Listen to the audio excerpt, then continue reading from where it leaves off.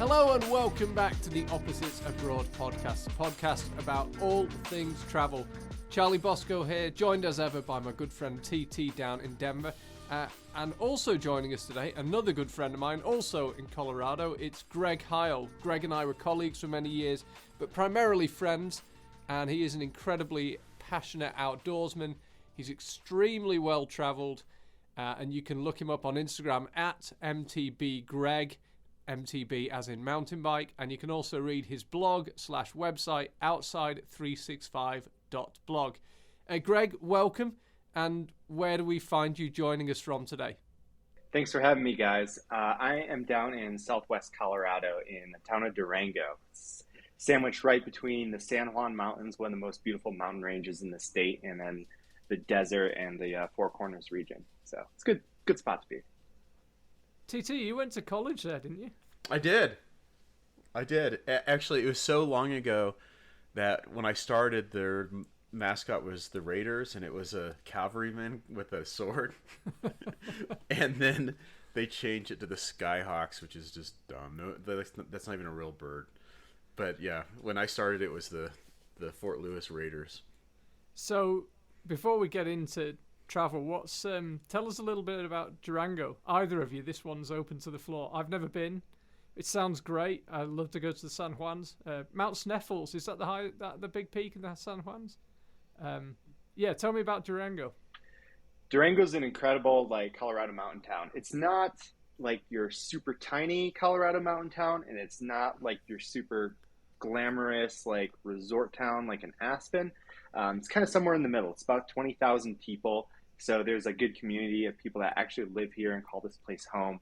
And so it feels like a real town, but it is a jumping off point for pretty much every type of adventure sport you can imagine.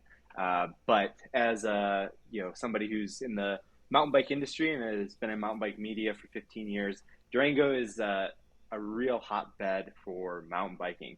It was the site of the first mountain bike world champs, which I can never remember what year it was because I don't know if I was alive yet. I think it was 89. So I would have been alive for that, but just barely. But Durango also has an incredible mountain biking culture, and specifically mountain bike cross-country race culture. So the U.S. fielded 4 cross-country mountain bike racers for the Olympics this year, 3 of them from Durango. So that's kind of the culture we have here. But it's a good spot for sure. Yeah, and it should be clear by now that, as listeners of this podcast will know, I'm into outdoor sports. Greg and I used to work together at an app, now been amalgamated, if we put it politely, into Strava.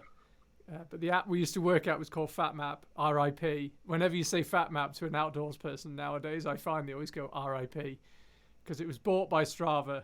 And yeah, the reason I wanted to talk today is because you've lived a lifestyle that we hear a lot about, and that's van life. And we I guess, certainly I see a lot on Instagram and YouTube of people kind of making out that they live completely free and they barely do any work and they make $1,000 a day doing online consultancy or some of the such crap.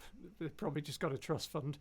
But you actually lived van life and you lived on the road, and I think that's really interesting. It'd be great to get your kind of perspective on the realities of it. I mean, how did it start? You're living in a house and then you're not. So how did it start? Okay, well, now we're going to have a few loaded questions here. But yeah, I went through a life transition, and I've traveled a lot over the years, all kinds of travel, all sorts of places, different types, internationally, domestically, road trips, flying, you name it. But I went through a life transition, and I've been wanting to try traveling full time. So I was like, fuck it, I'm going to go for it. And at that time, I just had I already had this small pull behind camper. It would pop up into kind of a tent top, on a camper base. And so I just used that, and I lived out of that for 8 months or so. Then spent some time traveling in Europe for a few months. Saw Charlie there while I was in Europe. He still lived there at the time. Oh yeah, we went out in for dinner in Berlin. Hey. Berlin was before that. I think we're in Austria. Yeah, we did. Well, we Were did you Berlin. the guy in the bathroom? I don't think so. At least I hope not, Okay. because No, some of those we did bathrooms are rough. we did an episode on Berlin, Okay. and there's some stuff goes down in those nightclubs in Berlin, which some pretty unhygienic activities going on. But we didn't get. I think we had a pretty civilized dinner or two and a few That beers. was, but we hung out in Austria. You remember? Oh, of course, Yeah, yeah. yeah. We went to the Fat Map RIP retreat. Yeah. So Yeah, that was great. a good time. Anyhow, to make a long story short, then COVID happened. I met my now wife. We're both traveling at the time, and we're just like, hey, let's travel together. So we're doing some Airbnbs, kind of like rentals, that sort of thing. But was still using the camper, and then eventually the camper gets stolen. So that's kind of the transition into van life. So we had been traveling using the camper.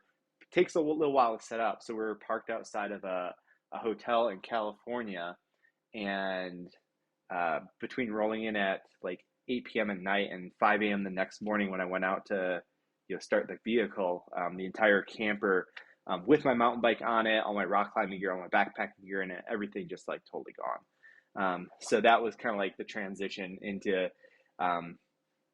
like I had this thing and I used the shit out of it. But then it's like, it's gone. It's like, okay, well now what, and you had been thinking about a van for a long time. And then it was like, all right, now is the time to actually, get serious about getting the van thing. So, I'll say is like, basically we're already traveling full time and had been for like a couple of years. So it's kind of like this next evolution in travel to get into a van and do it that way.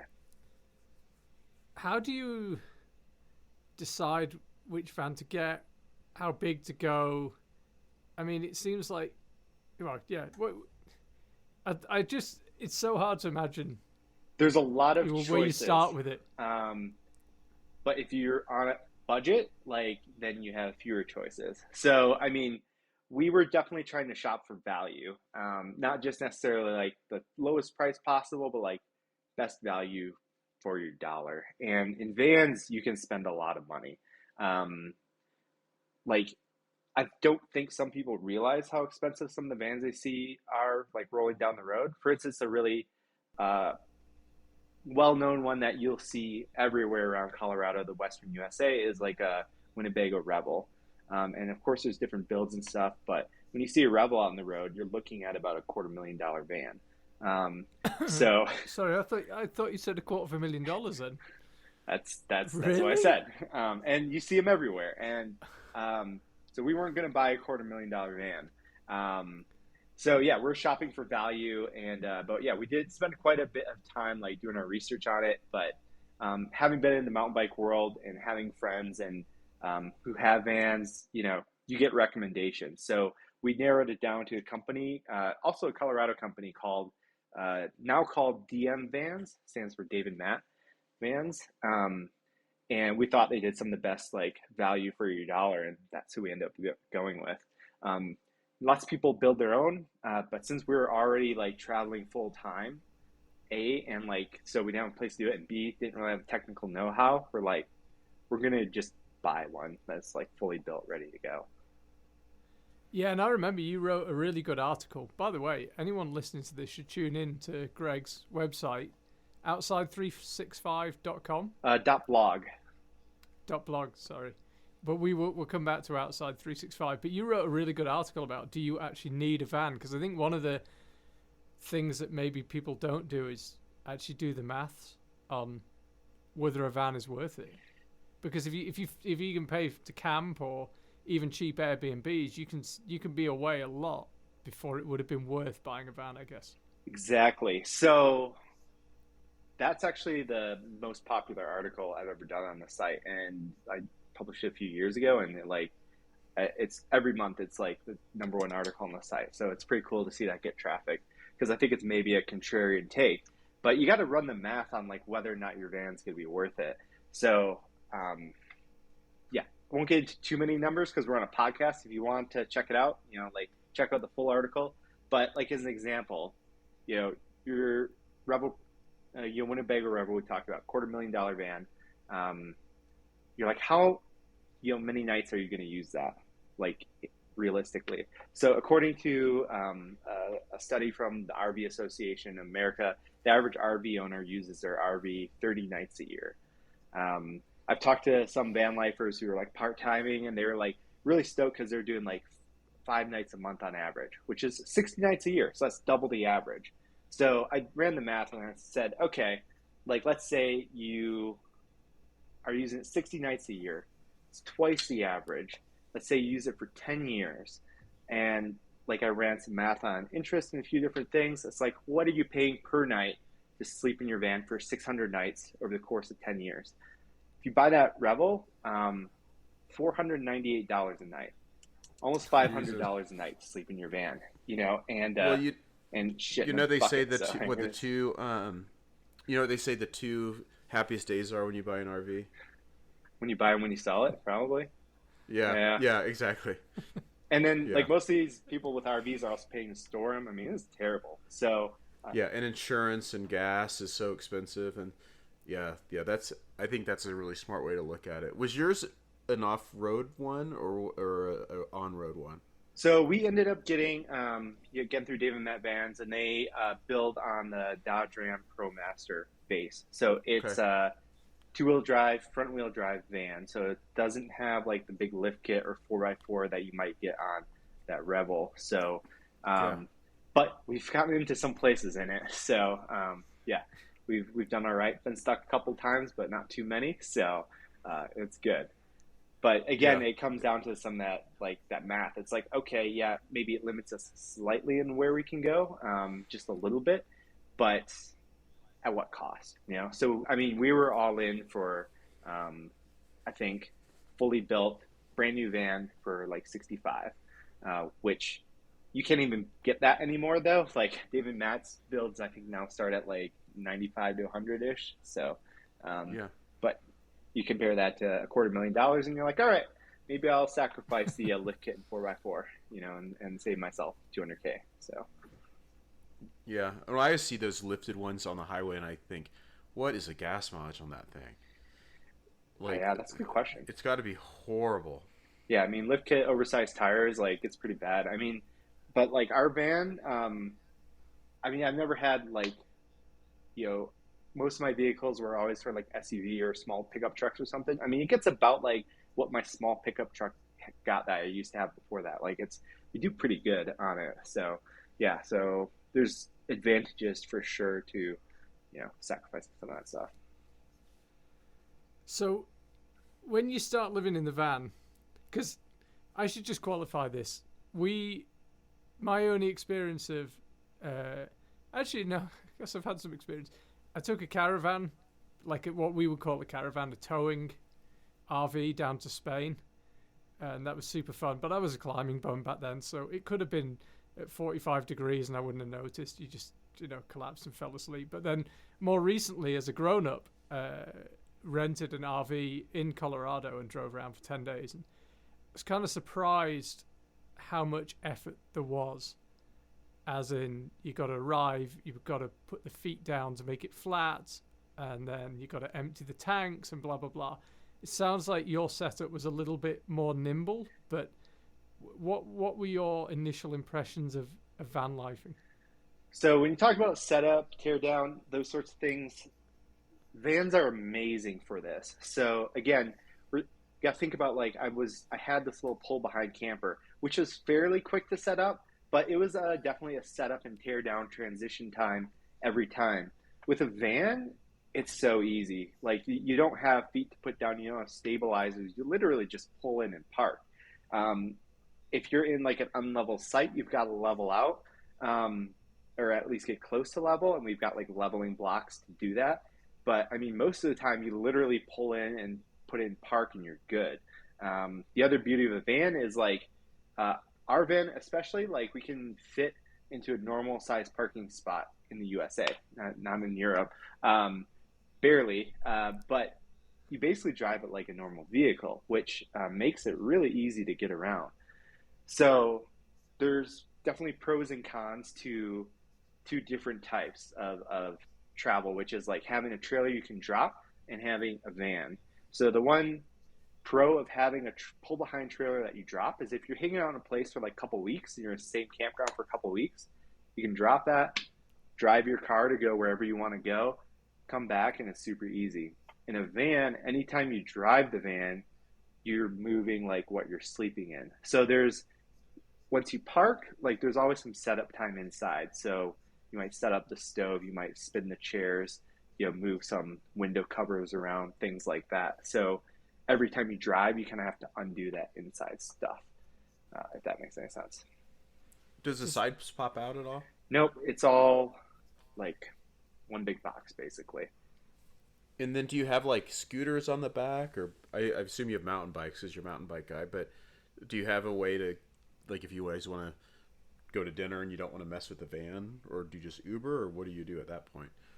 We usually traveled, for us, like everybody does it different. Everybody's out trying to do different things when they're traveling. That's one of the beauties of van life. But the gear we would normally travel with are 2 mountain bikes, which would be inside under the bed. And things did change a little bit over the years, but right now, 2 mountain bikes inside under the bed. We also have a paddleboard inside under the bed, inflatable paddleboard, and then 2 gravel bikes, which are kind of like drop bar bikes, like on a rack on the back, but not on the hitch, up on the door. So if we need to get somewhere, we generally ride bikes or just drive the van. So it's not like the end of the world to say like, hey, I want to drive to dinner. It just takes a couple minutes to make it happen. How much of a pain is it having to move? And I guess by extension, you did it for 2 years. What made you think I want to stop doing van life? So what was the first part of that question? How much of a pain with your setup was it to move, and by extension, was that what put you off van lifing eventually? No, it wasn't that hard to move around. And so the one sort of area where van life really shines is like I generally like to travel slowly, but if you're on like a big road trip and you're kind of like hopping from place to place and moving from place to place, you can't beat a van. So the biggest road trip we did was to Fairbanks and back. So from Colorado to Colorado, like door to door, we did in about 5 months. But like, van lifing up to Fairbanks, Alaska and back down and kind of moving along, the van is the perfect tool for that sort of travel. Like it is just like optimized for that. Like it's pretty incredible. So that wasn't definitely like what, put us back into house life. Real talk, the 2 hardest things that put us back into house life were ultimately like medical stuff. So, again, I'm in adventure sports and every now and then it catches up with you. So I had to, have a place to do physical therapy like week after week for what ended up being quite a long time. So that sort of stuff is very, it's not possible to do like traveling. And then when we were van lifing, I'm sure we'll get to this a bit more in a second, talking about work, but both my wife and I were working full time from the van. And while it's possible, and we did it for a couple of years, it's not the easiest thing. It'd be a lot more fun if you were not employed. Wouldn't everything be? That's what it comes down to, right? So at some point you just gotta go do the thing. But yeah, what was that like? Did you? Because you and I were working together at the time, but I guess I never really saw your setup. Did the 2 of you just kind of have fold-away desks and just sit a meter apart? What did you do? Pretty much, yeah. Like we had like a couple spinning lagoon tables and some seats inside. But yeah, we're both basically like in that space all the time. And then, my wife loves what she does, but she's basically in like video calls like all day, 8 hours a day. And so that's kind of tough, like in a van. But like over the years, we do all sorts of things though. Like sometimes we're both working from the van. Sometimes like, I'm in a coffee shop or a library or, what have you, like done all sorts of things in all random places, but get pretty good at it over the years. Yeah, well, I think one of the issues with van life is people romanticize it so much, but I'd love to hear what you loved about it and what it's actually like day to day. Or what you didn't like about it too. Yeah, we'll go good and bad. All right. What I loved about it, I think everybody can use vans to do different things and to enable their own type of travel and adventure that they want to do. So for me, my type of travel and adventure is being out in nature and mountain biking and hiking. And a van just really enables you to do that. Like if you're in a beautiful like camping spot, you can like wake up to the sunrise every morning, watch the sunset as you drink a beer every night. You're like out in nature like 24/7 all the time. It's right there in your face. And it also enables you to get to all these cool trails, cool mountain ranges and deserts that most people like see on a YouTube video and say, "Oh, someday I want to go there." And you get to go and you get to do the things. And it's hard to understate how amazing that is. So that's how we use it. I know you can find examples of people using vans to do all sorts of different things. But that's kind of what our main goal and driver was. Yeah, and that's one of the cool things about US campgrounds and the experience of being on the road in the US I found is you're just outside all the time. You eat breakfast outside, you eat lunch, you eat dinner, you work. You're outside all day. Yes, you are. You do have to strategize, though. I mean, one of the beauties, if you're living full time, one of the beauties is you can choose your destinations based on the time of the year and the climate and what's going on. But you got to be careful doing that. And you can also get stuck out in it. So, for instance, two things that can be really challenging. One is if it's not nice outside. So if it's like raining like for days on end and you literally can't go out, or you go out and you get soaked, you're not just hanging out outside, right? That's tough. Like when we first got to Alaska, we posted up in Seward for a week and it rained all week, and it was going to keep raining for more weeks, and we're going to be in Alaska for 5 weeks, and we were like, where is the closest place where it's not raining? And we turned around and boogied like 6 hours north of Fairbanks to get out of the rain because it was just going to keep raining for like weeks on end. But then there's you also experience a lot of things that people like read about in the news, but they don't have like really close associations with. For instance, like wildfires and smoke. So in the summertime, even in the mountains, it gets pretty warm. And in order to keep the fan cool, you have to run rooftop fans, which, bring cold air through the van. Works great until there's a wildfire and there's smoke in the air and you're breathing that smoke 24 hours a day and you can't get out of it.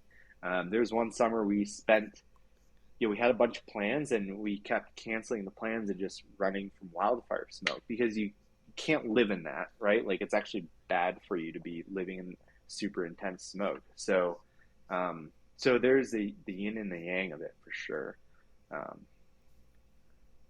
And what's to go back to TT's question, what are the downsides? What are the things you struggle with when you're out there? Because I would imagine, certainly when I've been on the road for a long time, it can be quite lonely socially. You've got each other, to quote Bon Jovi, but that's it. You haven't really got anyone else. Did you find that tricky, or is there anything else you found tricky? So we talked about like work and medical stuff, so I'll leave those aside. But those are probably the two big things. But yeah, social structure is probably the next biggest one, and that is totally true. We found though that there would be times where we'd end up with a lot of social time, and there would also be times we'd end up meeting up with people, making new friends.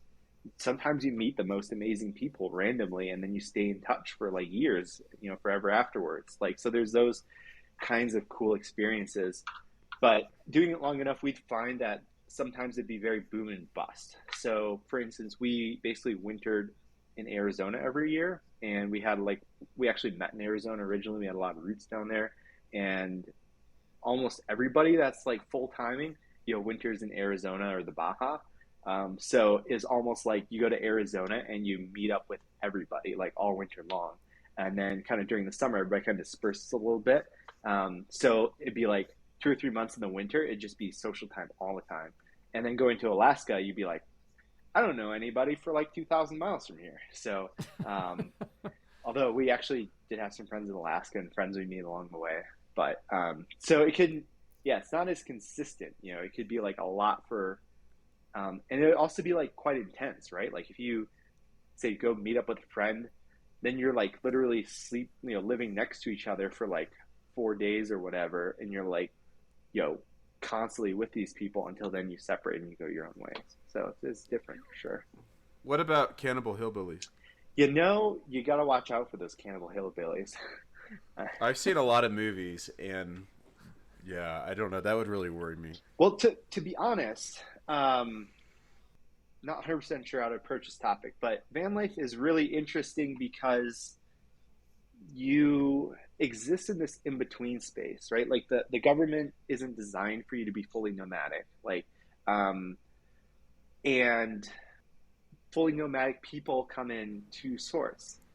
Basically, like there's the privileged ones that are buying the quarter And the million homeless. dollar sprinters, and the homeless or the people that are kind of in between. There's a great book Yeah. which was also turned into a movie, but book's always better, called Nomadland, about this. But as anybody traveling, you kind of end up in that same in between space. So, I mean, lots of those, people that are like on the lower end of the socioeconomic status are great people, but like, since you're existing in this in between space, sometimes even legally, like trying to find places to park and sleep where you're not going to get in trouble.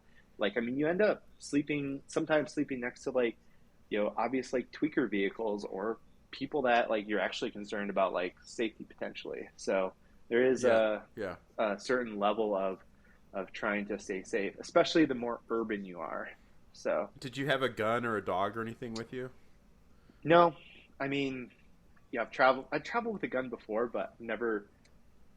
Yeah, I don't know. Guns I realize are maybe a charged topic, but I've never had to use a gun, so I was just like, I'm not gonna travel with Yeah, a I'm gun. not. I'm just curious. But And we and also no pets or anything. no pets for us. I mean, we have friends that have pets, but we also cross Yeah. international borders enough that it'd be Yeah. difficult to have a gun. So like, had a storage Yeah. unit. Or a dog probably too. Yeah, I think you can get your dog in and out of Canada fairly easily, if you're prepared for it. But like, yeah, you can't. They won't let you bring a handgun into Canada, I don't think. So Yeah. Yeah. um, they're not stoked on that. No, we're not super into the whole gun thing. But yeah, I mean, is there a feeling after you've been out there a while, is there a feeling that you are not part of society or somehow separate from the people walking down the street? Do you feel detached from kind of everyday life? I think in part because I was always employed, like that's always kind of tethered to reality in some sense.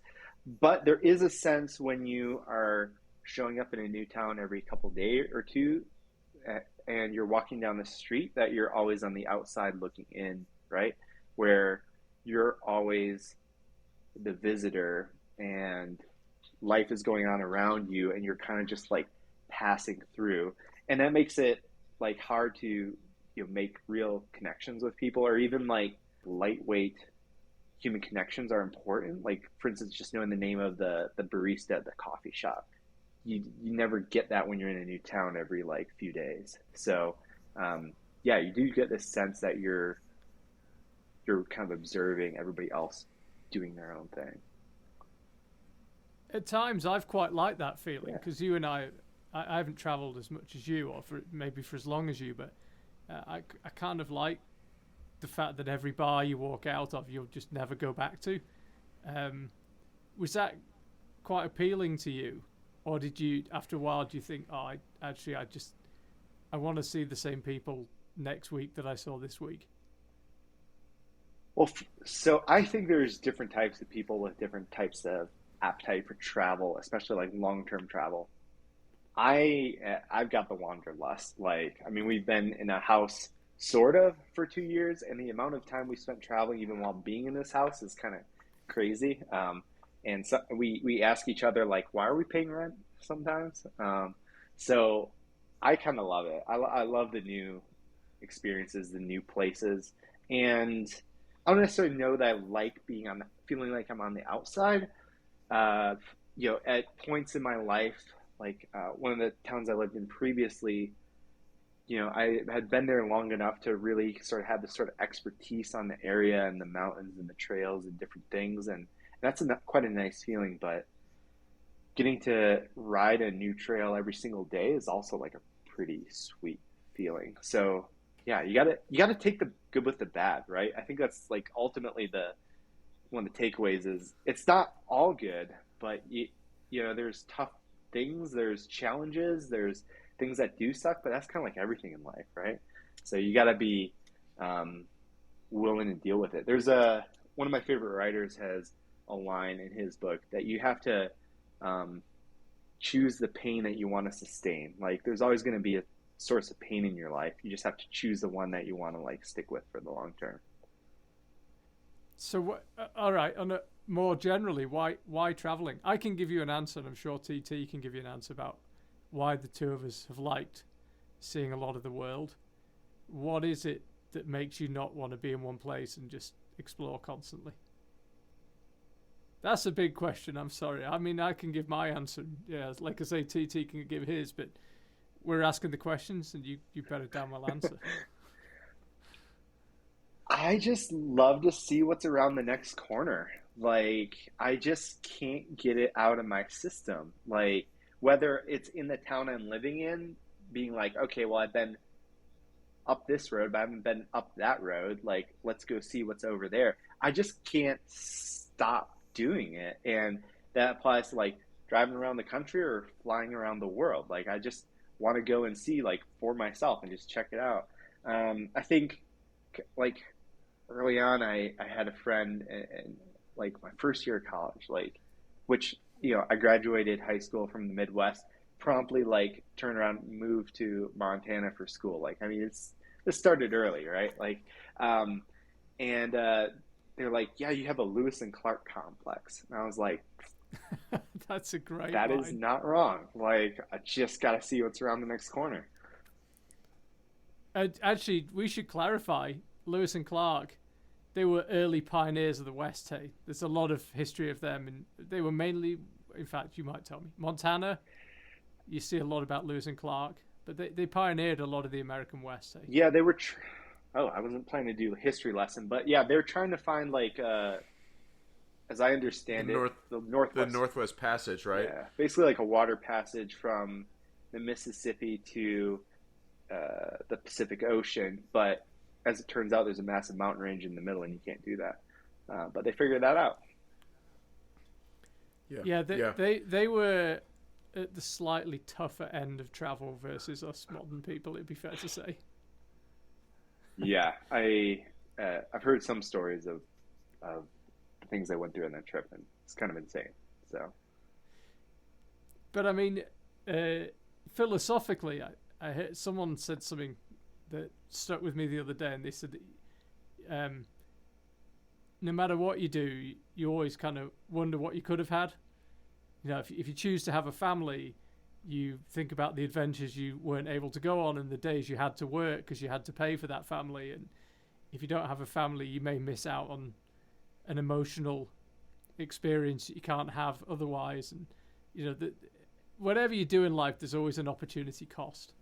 And, it seems like you just have that constant striving to keep going. But do you ever think are you nearing a stage where you think, you know what, man, it would just be nice to pull up in the same driveway for 5 years?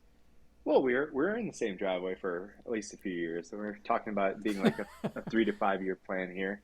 So yeah, I mean, there's an opportunity cost to everything. Yeah, one of my favorite podcasts, like her intro to it says, you can do anything but not everything. Every choice that you make is a trade-off. And they're like, that's just so true. Like, you got to choose like what you're doing. And decisions are tough though, right? Like, and I think travel is also like, especially traveling full-time is really tough because if you're not tethered down, you could always be somewhere else. Like, you could always be doing something else. You could always be in like 1,000 different places if you're like an actual digital nomad. So even when you're traveling, you have to make decisions. You'd be like, all right, yeah, I know I could be in Rome right now, but I'm not. I'm over here instead, and I'm going to be here, and I'm going to enjoy this like while we're here, you know? So you got to be That, making yeah, peace with that. yeah, that's a really good point actually, because I suppose it's easy for those of us who are perhaps tied down a little bit at times, um, to think, oh, if I was just traveling all the time. But like you say, you go to Argentina, it means you're not in Norway. You can't be everywhere. That's really true. So this is why I'm a big proponent of traveling slowly. So often you see people racing around trying to do everything and see everything. This happens in vans. It happens internationally. All types of people in travel like end up moving too fast, and this is why I say to slow it down. So when I travel, again, van, it varies, but like I very often like to have like a 1 week minimum. If I'm traveling somewhere, I like to be there at least a week. Ideally, like longer, like 2 weeks, a month. Like how long can we make it? It's, in my opinion, almost like anywhere worth going. It's worth being there a while and soaking it in. And that means maybe you don't see this one place like right over here, and because you chose not to go there, but you've got to make your peace with that. But then when you're in a place for, like, let's say you post up somewhere for a month, think about how much more you get to see in that location than somebody who comes through for one day. I mean, you see this in European travel all the time, where somebody goes to Paris for a day on like a 1 week trip, and then they go to, what would be the next place from there? But they go to Rome, they go to Florence, and they're like in these major cities, iconic destinations for a single day. It's like you did not get to experience this. Yeah, and I think you're right, but I think it's also important to note that it depends on what people's what's going on in their lives. And I agree. I try to go places longer than I used to, but going somewhere to Paris for a day is better than someone never going at all. And people might have work obligations where they can't leave work for a long period of time. Maybe they take care of an elderly parent. Maybe they've got a handicapped child, and for them, going someplace for a day or two is all that they can really do.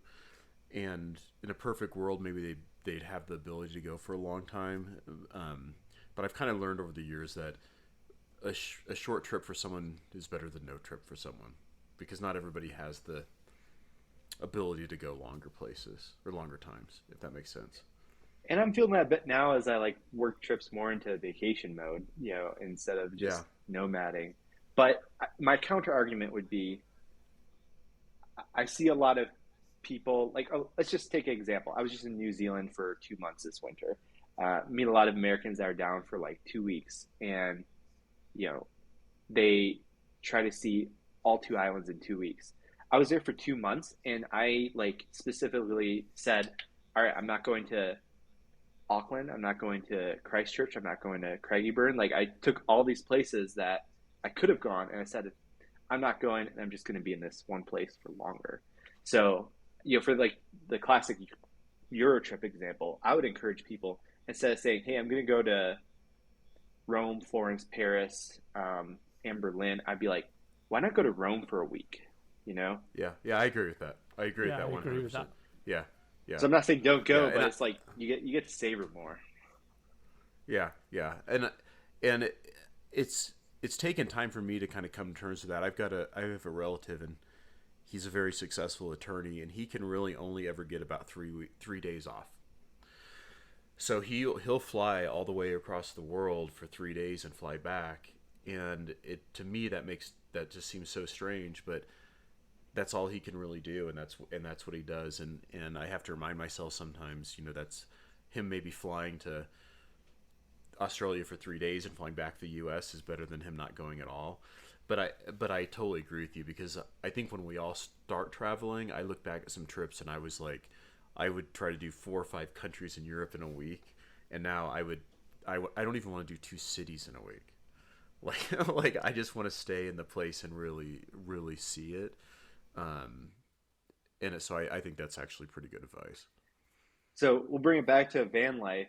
One other thing I like have observed in campgrounds is sometimes when you're camping, especially these people that are like tent camping, if you're moving your tent a lot, some of these people actually spend most of their day setting up their tent in the evening, Yeah. tearing it down the next morning, driving, setting it up, tearing it down. Yeah. And that actually gets all of a sudden you're actually spending most of your vacation setting up your tent than you are like actually out doing stuff. So that's another pro of the van is kind of skip that whole like setting up the tent thing. Yeah. I'm kind of bummed my kids are in college because now if I go camping, I have to set up my own tent. And before it was like, hey, set up the tent, and Yeah. I'll be over here drinking a beer, Yeah. and then when my tent is set up, you can set up your tent. So that's kind of a bummer. Man, you should go on a Himalayan trip. The locals set up the tents for you, which I couldn't stand when I was working out there. Yeah, I don't know. We've talked about that before, but I would feel guilty about I having hated someone it. carry all my stuff and set up my camp unless I'm paying them a lot of money. But some local to do it, I don't know. That would probably bother me. Yeah, I remember one time I started to help take the tents down in the morning, and the Sirdar, who's kind of the head Sherpa, said to me, "Charlie, you can't do that. Like, it's kind of disrespectful to them. It seems like they can't do their work." But I just hated some guy taking my. Anyway, sorry, we digress. Yeah, that would bother me too. But yeah, Greg, that was fun. Because I knew you during the van life period, and we talked a lot in work meetings. But it was kind of we never really did a deep dive on what it's really like being out there. Yeah. I Sorry. I have a question before to end, and All that right. is, can you tell us your best memory from your van life and your worst memory from your van life? Well, there's a lot to choose from. Okay, for both. I've come up with a good bad one, or just at least it's a good story. It's maybe not the worst Okay. one. Let's hear the bad one, and then we'll end on a positive note with the good one. So this might not necessarily be the worst experience in the van, but it's the worst I've ever been stuck. So it's a pretty decent one. So I had been camping or out riding, and I knew that some weather was moving into. We're in like the Albuquerque area, which is generally pretty arid. But I knew there was some weather in the forecast, and I was actually out on my own. My wife was at a concert, and I was going to pick her up the next day. But I drove up into the forest to park, and one thing you'll learn in a van is you have to be really attuned to like different climates and soil types and like where you're camped, because everywhere is a little bit different. So rain in the desert can prove to be really bad. I got another one after this. But so I set up, I'm like, all right, like I'm looking around, I'm like, okay, this road's a little rutted out. Like even if it rains a little bit, I bet I can get out. It started raining a lot earlier in the night than I thought it should. And by the next morning, it was just a mud hole. And the problem was I was supposed to go like pick up my wife from her friend's place that day. So I tried to give it a little while to like let it dry out. And I gave it a shot to try to drive out. It was like maybe 10 feet out to the gravel or 15 feet out to the gravel. And like I just start spinning and sliding. And it's just like this slick mud pit. So I like give it a while longer, tried again, it's not working. I then tried to like sort of back down and go down and around this like hillside, and ultimately I got my van like really stuck in the mud. I'm just like digging, trying to get out. Uh, you'll find in some of these dispersed areas that like lots of people camp in the same zones because it's kind of okay. And there's one other person that was camped up there, and I started talking to him, and it's this just straight hippie from Texas, like, which is an interesting combination, like a straight Texan hippie. I'm pretty sure he was like high the whole time, and he was like, "Oh, so you got to get out," and I'm just like spinning my wheels, kind of like next to his van, and he's like, "Well, I do have some tire chains," so he ended up like let me use his tire chains to get the chains on, and and he's trying to push, and like I'm trying to get out. Eventually, I was able to get out and up onto the road, like with his chains, and we're just like covered in mud, like we're just mud head to toe. And I'm like, "You need any help getting out?" He's like, "No, I'm just gonna stay for now."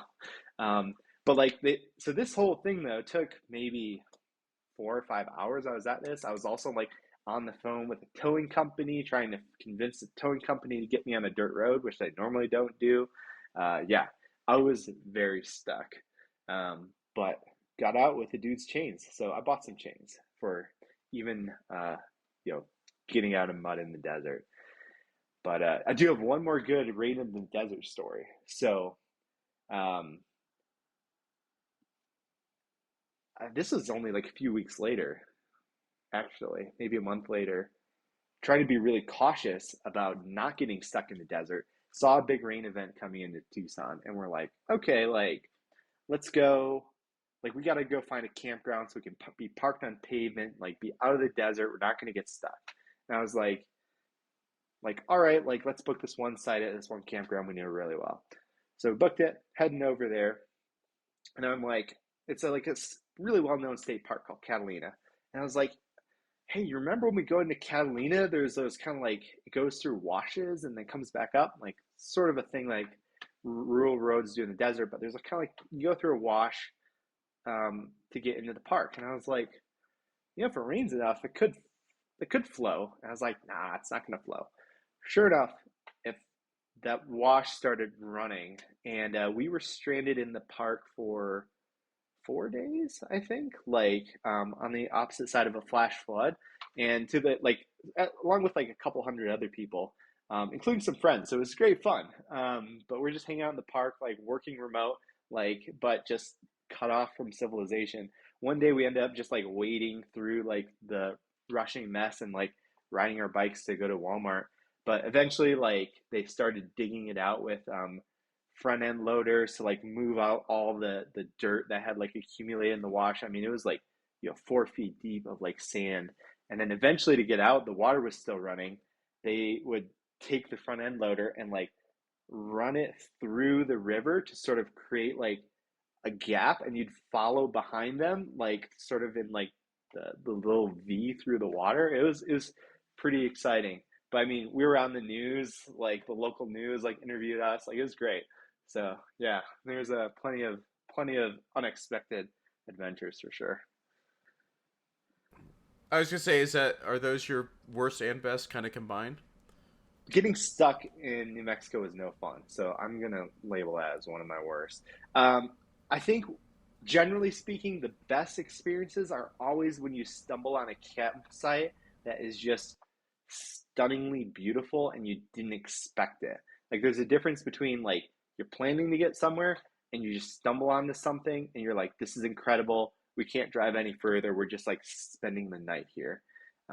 So there have been a few that really stick out, like being parked on top of a sandstone cliff above the Colorado River, or being up on top of a river in the Yukon, like just some random places we've stumbled on to over the years. That's like, this is incredible. We're spending the night here. So those are That's always how the I best. felt when I met Charlie.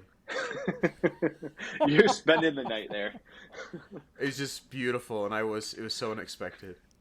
I think it's because the sun was shining off my bald head. It just blinded you.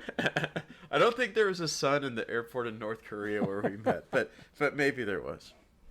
Oh, that's awesome, though. Yeah. Antelope Island, just outside Salt Lake, was my one of them. You find a campground, you go, oh my God, why isn't everyone here? But yeah. I've Yeah, had some what's friends that that old song? Find paradise and put in a parking lot. Yeah. Jody Mitchell. Yeah. Yeah. Things get ruined once everybody knows about them. You seem to be doing a pretty good job of finding wilderness, though, Greg. I do my best. Yeah, I will. And that's a whole other topic, like people ruining wilderness. But yeah, especially as being somebody in mountain bike media. But yeah, like I'm always willing to talk about trails, because I don't feel like trails are a zero-sum game. Like you can share the trail with lots of people. But that was always a rule: is I would never post campsites, because campsites are very much like a zero-sum game. Like some of these, dispersed campsites, it's like there's a beautiful campsite on this river in the Yukon, and one person can be there. And if a second person wants to be there, all of a sudden it doesn't work anymore, So, yeah. Well, they even called it the Anthony Bourdain effect, where he would go to like a little restaurant someplace in some some country, like Vietnam or something, and then after it would be on a show, it would just get ruined because so many people would try to go there. The owners would try to expand it, and they'd make some gigantic monstrosity trying to make money off of it, and then it would just ended up being ruined. And it's, I think when we travel, we do try to share stuff, either on social media with our friends, but there's something to be said for keeping some of the coolest stuff more private so it doesn't get ruined by the masses. Yeah, I mean, we talk about this a lot, in outdoor sports, but there's definitely you've got to evaluate what places and types of things can take, a bit more traffic, and what things you probably shouldn't talk about, for sure. Yeah. Yeah.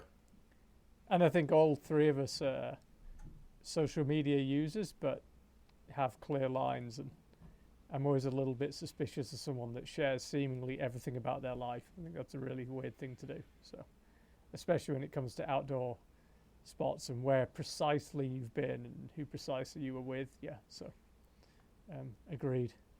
But you're an outdoor steward. You're probably the most passionate, all-round outdoorsman I know. Thank you. That says something That's a coming. big compliment, Charlie. Yeah, it says something coming from you, Charlie. No, I mean, Greg, I don't know anyone who's sort of more psyched to constantly just keep exploring and keep seeing more.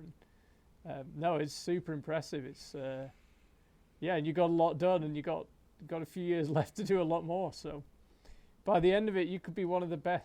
You could have slept in more places than anyone in America. I mean, you I wonder if you could like Gene Simmons from Kiss. I think he slept in a lot of interesting places.